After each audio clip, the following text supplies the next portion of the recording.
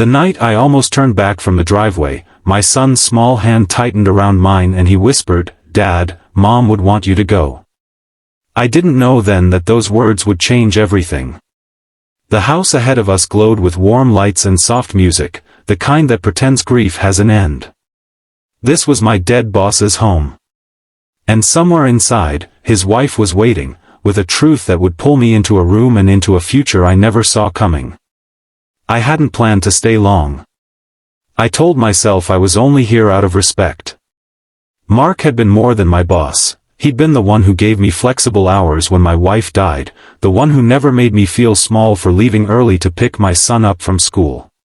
When cancer took him, I felt like I'd lost the last adult who understood my life.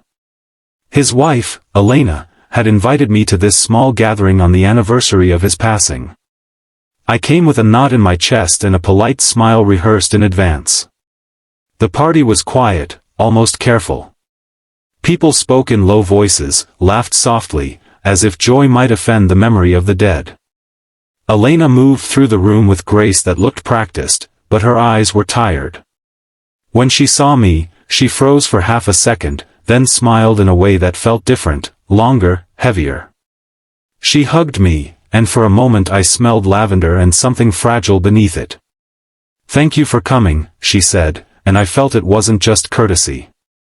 My son was quickly absorbed by the other kids, and I found myself alone with a drink I barely touched. Conversation circled around memories of Mark, his generosity, his stubbornness, the way he believed in people before they believed in themselves. Each compliment felt like a small weight pressing down on me. I owed that man so much. Being here already felt like a betrayal of some unspoken rule. Then Elena touched my arm. "Can you help me for a moment?" she asked.